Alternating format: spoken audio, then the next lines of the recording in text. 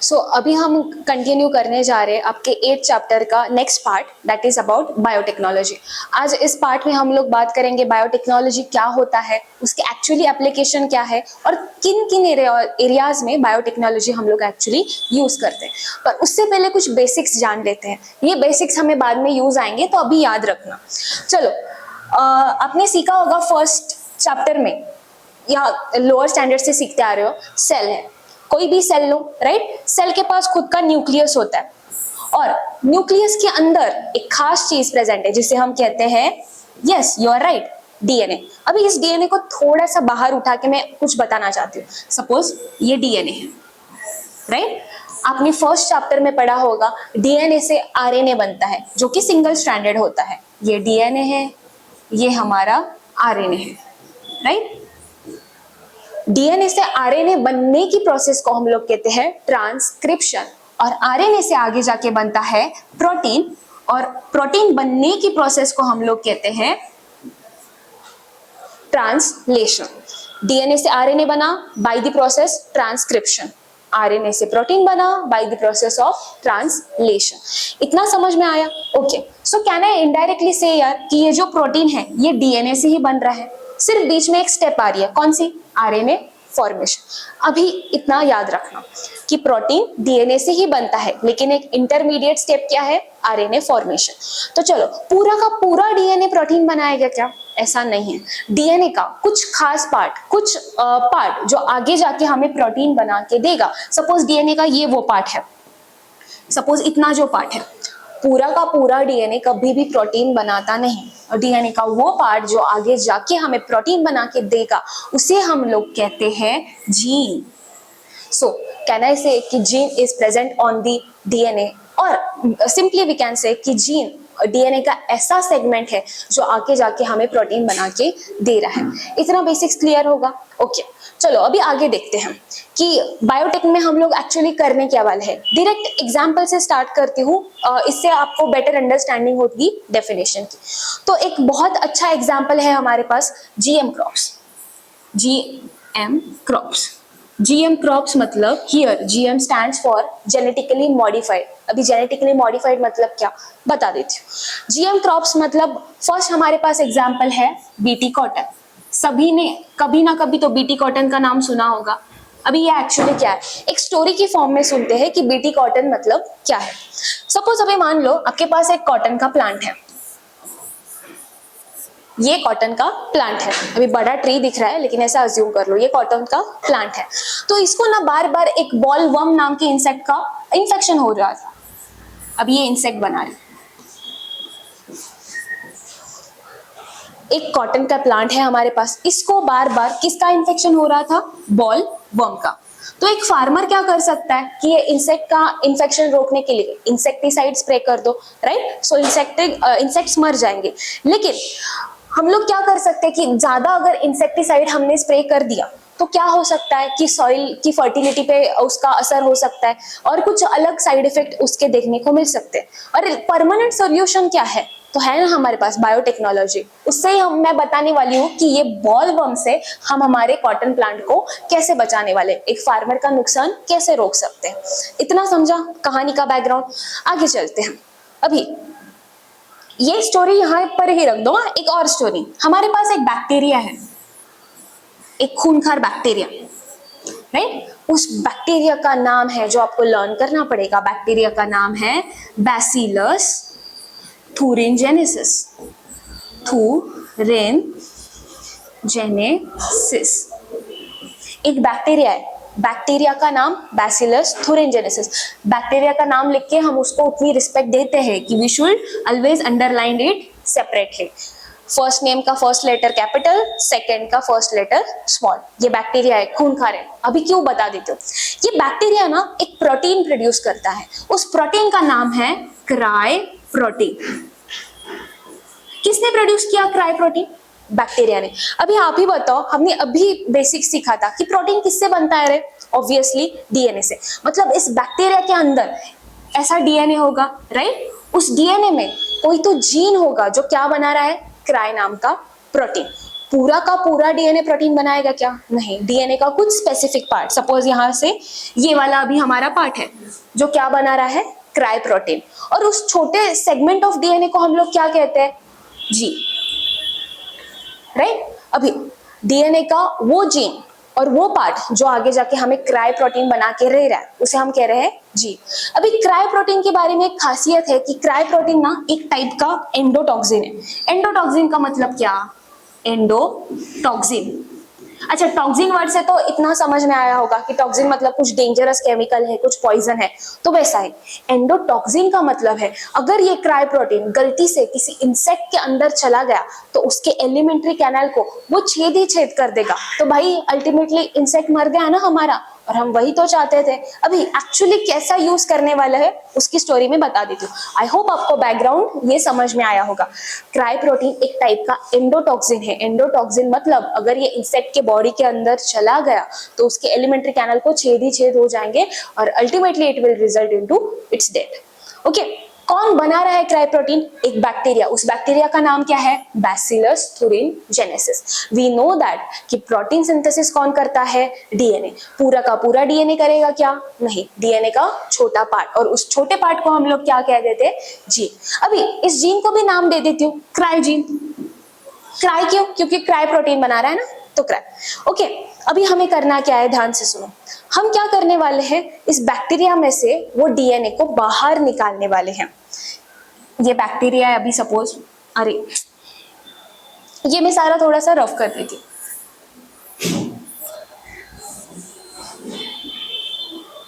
Bacteria जी का नाम रख देते, रहू देते। ओके, ये बैक्टीरिया है, राइट। बैक्टीरिया की अभी सपोज बॉडी है, ये बॉडी के अंदर उसका डीएनए है। इस डीएनए को हमको क्या करना है? बाहर लेके आना है। लाओ भाई बाहर। किसका डीएनए निकाला हमने? बैक्टीरिया का। बैक्टीरिया का नाम बैसिलस thuringiensis। अभी मुझे सिर्फ वो वाला जीन चाहिए जो मुझे क्राई प्रोटीन बना के देगा। तो इसमें इधर कहीं तो जीन प्रेजेंट होगा, सपोज ये वाला, तो मैं सिर्फ ये वाला जीन उठाऊंगी। बाकी की जीन उठाने की जरूरत नहीं है ना, मुझे सिर्फ क्राई प्रोटीन चाहिए तो मैं क्राई जीन उठाऊंगी। ये इसको ले लिया। पहले क्या किया हमने? बैक्टीरिया की बॉडी से डीएनए बाहर निकाला। बाहर निकालने की प्रोसेस को हम लोग कहते हैं आइसोलेशन। आइसोलेशन ऑफ डीएनए करने के बाद हमने क्या किया? पूरा का पूरा डीएनए से मुझे कुछ लेना देना नहीं है, मुझे सिर्फ क्राई प्रोटीन चाहिए। तो मैं कौन सा जीन उठाऊंगी? ये क्राई वाला जीन। अभी इस जीन को जरा इधर लाओ, हमारे प्लांट वाली स्टोरी में। कौन सा प्लांट है ये? कॉटन वाला, राइट। कॉटन का प्लांट है।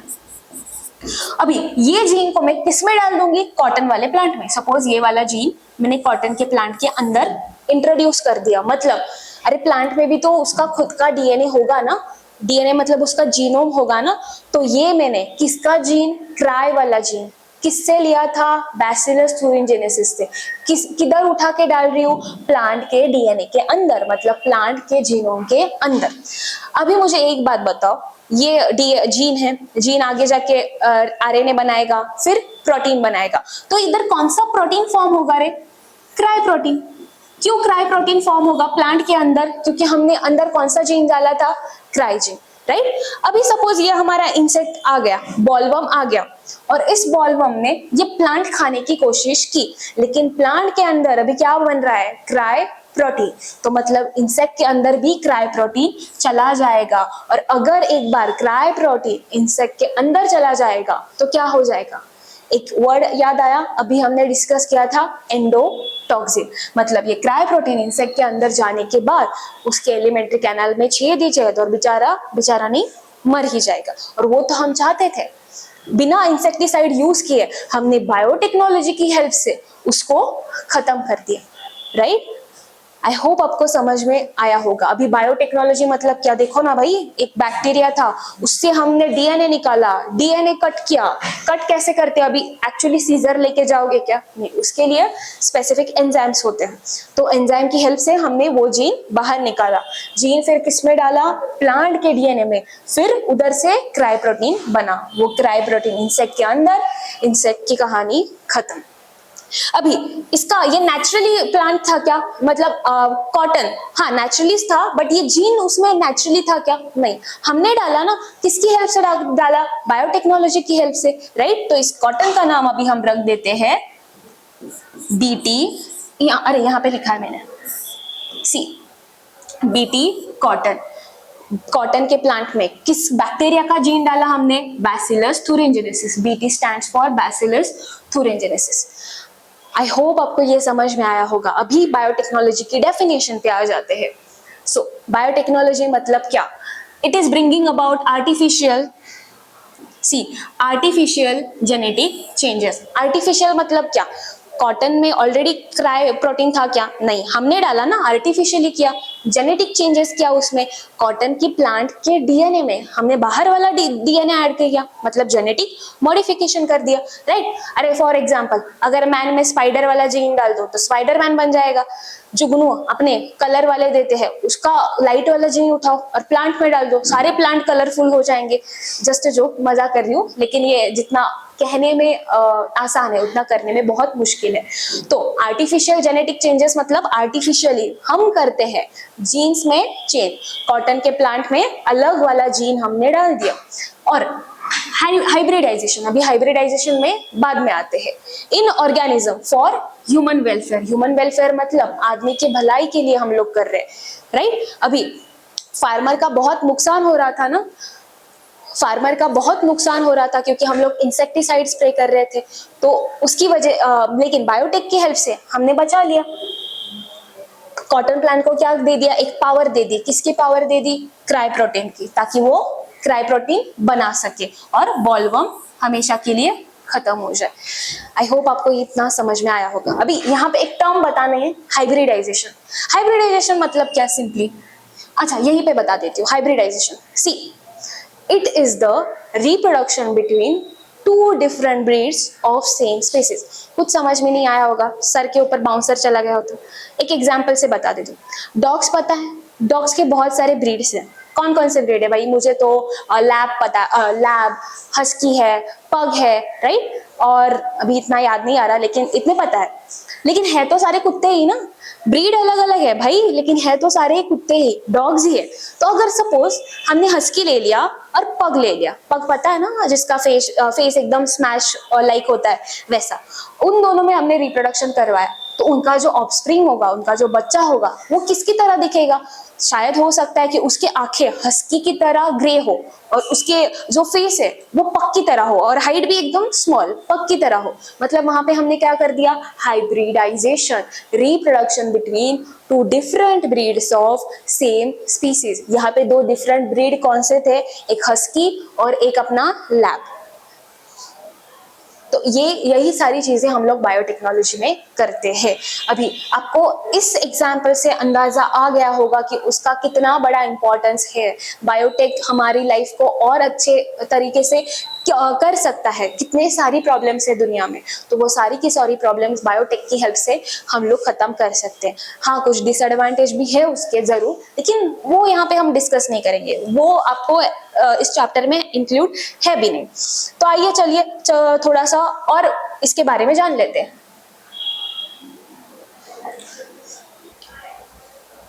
तो अभी हमने एक बहुत अच्छी कहानी देखी, कॉटन के प्लांट को हमने क्या दे दिया, डिफेंस मैकेनिज्म सिखा दिया, उसके अंदर क्राई जीन डाल के। अभी मतलब हम लोग कह सकते हैं कि उसको हमने रेजिस्टेंस बना दिया। किसको रेजिस्टेंट बना दिया, उस क्रॉप कॉटन के प्लांट को। रेजिस्टेंस बनाना मतलब अभी कितने भी इंसेक्ट आए वो उसका कुछ बिगाड़ नहीं सकता, क्योंकि वो उस कॉटन का प्लांट इंसेक्ट के खिलाफ अच्छी तरीके से रेजिस्टेंस दिखा रहा है, अच्छी तरीके से डिफेंस दिखा रहा है। तो वैसे ही और कहाँ पे यूज होता है बायोटेक्नोलॉजी, तो यहाँ पे आपको दिए हुए biotechnology includes following main areas. तो यहाँ पे देखते हैं, फर्स्ट क्या है, use of various abilities of microbes like yogurt production from milk. अरे 7th चैप्टर में यही तो पढ़ते आ रहे हैं हम लोग कि बेचारे माइक्रो ऑर्गेनिजम्स का यूज करके हम लोग क्या क्या चीजें प्रोड्यूस कर सकते हैं। अल्कोहल प्रोड्यूस कर सकते हैं, राइट। अल्कोहल में कौन सा बैक्टीरिया यूज किया था, ईस्ट। ईस्ट का साइंटिफिक नेम क्या है, सैकेरोमाइसिस सेरेविसी। योगर्ट हमने बनाया था, वो हमें किसने बना के दिया था, माइक्रो ऑर्गेनिज्म ने, उसका नाम क्या था, लैक्टोबैसिलस। तो ऐसे बहुत सारे ये कमर्शियल प्रोडक्ट जो हमें यूज होते हैं वो किसकी हेल्प से बनाते हैं हम लोग? बायोटेक्नोलॉजी की हेल्प से। सी यहाँ पे हम लोग माइक्रो ऑर्गेनिजम्स का यूज कर रहे हैं, तो माइक्रो ऑर्गेनिजम्स हार्मफुल भी कभी कभी हो सकते हैं, तो उनको हम लोग क्या करते हैं? बायोटेक की हेल्प से उनके डीएनए में से ऐसा जीन हटा देते हैं कि जो हार्मफुल आगे जाके कोई हमें तकलीफ ना हो इसके लिए। तो उनके डीएनए में से हम लोग ऐसा जीन हटा देते हैं, सो वो क्या बन गए? कुछ नए ऑर्गेनिज्म बन गए। तो हम लोग ये जीन काटना या नया डालना ये किसकी हेल्प से कर पा रहे हैं? ये तो बायोटेक की हेल्प से कर पा रहे हैं ना। तो फर्स्ट ये हो गया। सेकंड है use of productivity of cells. Productivity of cells आपको पता होगा या नहीं, लेकिन एंटीबायोटिक्स जो होते हैं डॉक्टर प्रिस्क्राइब करके देते हैं ना, तो वो एंटीबायोटिक कोई नहीं बना, दूसरा तीसरा कोई नहीं बनाता, लेकिन वो फॉर्म करते हैं बाय फंगाई एंड बैक्टीरिया। तो एंटीबायोटिक हमें कौन बना के देता है? Bacteria and fungi. लोहा ही लोहे को काटता है, वैसी स्टोरी है यहाँ पे। बैक्टीरिया ने एंटीबायोटिक्स बना के दिया। एंटीबायोटिक हम लोग इसलिए इस्तेमाल करते हैं ताकि हमें जो बैक्टीरियल इन्फेक्शन है वो खत्म हो जाए। तो वहां पर भी हमने बैक्टीरिया की सेल का इस्तेमाल किया ना ह्यूमन वेलफेयर के लिए, तो वो एक हो गया। थर्ड है use of biomolecules like DNA and proteins in human welfare. अभी हमने देखा ना कॉटन के प्लांट, हमने बैसिलस thuringiensis का डीएनए उठाया और उसका इस्तेमाल ह्यूमन वेलफेयर के लिए। फार्मर का कितना खर्चा कम हो गया, उसका टेंशन गया। तो वो है क्या लास्ट। फिर है development of plants and animals and product of desired quality by gene manipulation, production of human growth hormone with the help of genetically modified bacteria. फिर आता है हमारे पास use of genetic and non genetic technique. अभी ये genetic और non genetic मतलब क्या है? तो अभी हमने देखा कि बायोटेक का इस्तेमाल हम किस किस एरियाज में कर सकते हैं, तो उसमें दो टेक्निक आ रहे थे, जेनेटिक और नॉन जेनेटिक। जेनेटिक का एग्जांपल अभी हमने देखा ना, जेनेटिक मॉडिफिकेशन करना, जीन को काट के कूट के दूसरे प्लांट में लगाना। तो अभी है हमारे पास नॉन जेनेटिक। यहीं पे मैं बोल रही थी कि नॉन जेनेटिक टेक्निक का एग्जाम्पल याद में रखो, एमसीक्यू के लिए पूछ सकते हैं कि कौन कौन से नॉन जेनेटिक टेक्निक है। तो फर्स्ट है हमारे पास टिश्यू कल्चर और सेकंड है प्रोडक्शन ऑफ हाइब्रिड सीड। अभी ये हाइब्रिड सीड मतलब क्या, ये मैं आपको बताना चाहती हूँ।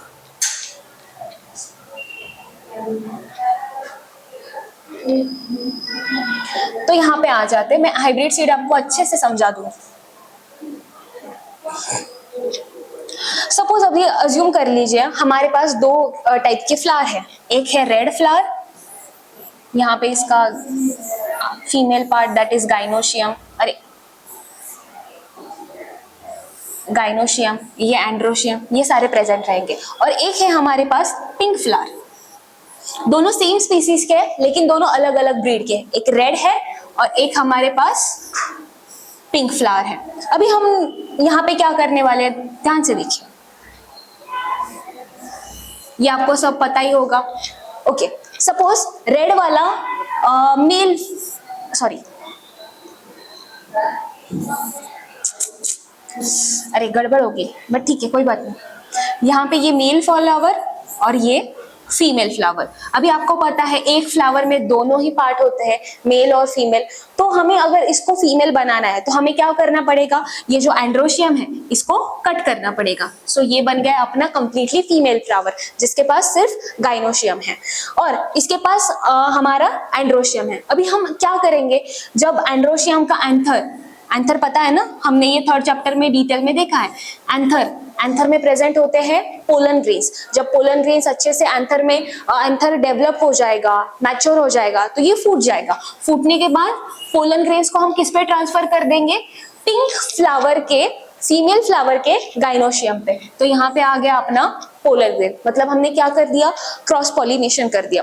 अभी उसके बाद आपको पता है क्या हो जाएगा, डबल फर्टिलाइजेशन हो जाएगा।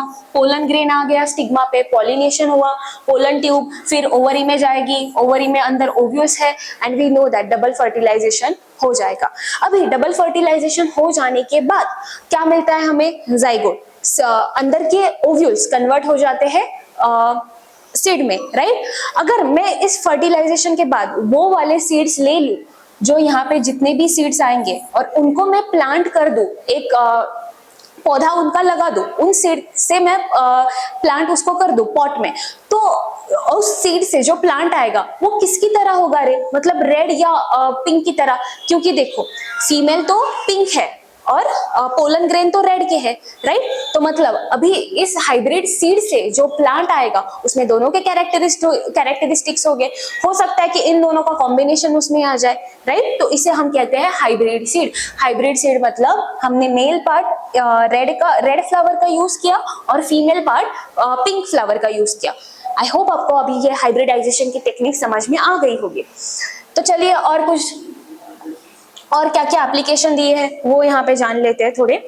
Okay, then benefits of biotechnology, क्या क्या बेनिफिट्स है। आपको फ्लो चार्ट आता है ना, ट्री डायग्राम, वहां पे ये पूछ सकते हैं कि क्या क्या बेनिफिट्स है।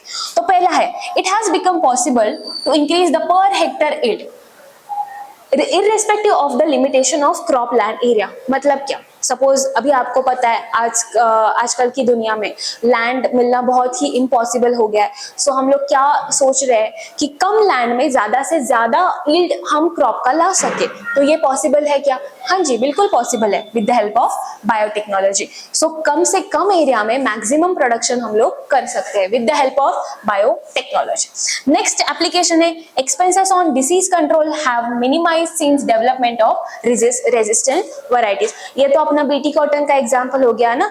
देखो पहले जब बायोटेक्नोलॉजी नहीं थी तब हमें किसका इस्तेमाल करना पड़ रहा था? इंसेक्टिसाइड का। तो इंसेक्टिसाइड को खर्चा हो रहा था ना लाने में, लेकिन हमने क्या किया, प्लांट में परमानेंट इम्यूनिटी दे दी। तो इसका एक्सपेंसेस भी क्या हो गया, किसका एक्सपेंसेस? इंसेक्टिसाइड का, मिनिमाइज हो गया। देन थर्ड आता है आपके पास, due to development of fast fruit setting varieties yield per annum has been increase. Biotechnology की हेल्प से हमने ऐसा प्लांट बनाया कि जो जल्दी से जल्दी फ्रूट दे सके।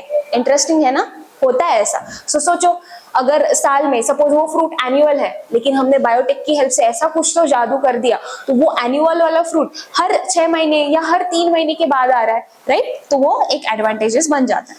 फिर आता है आपके पास development of stress resistance variety which can withstand variable temperature.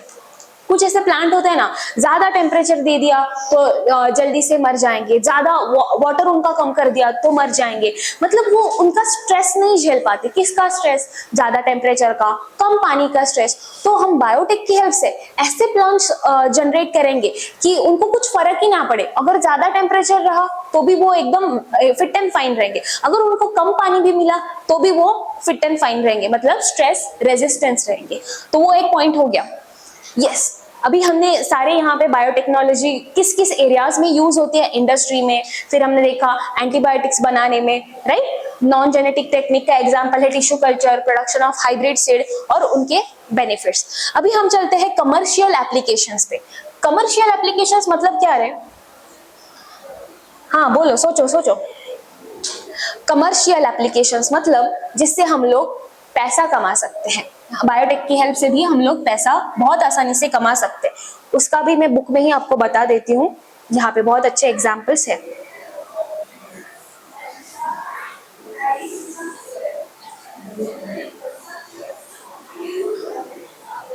Okay,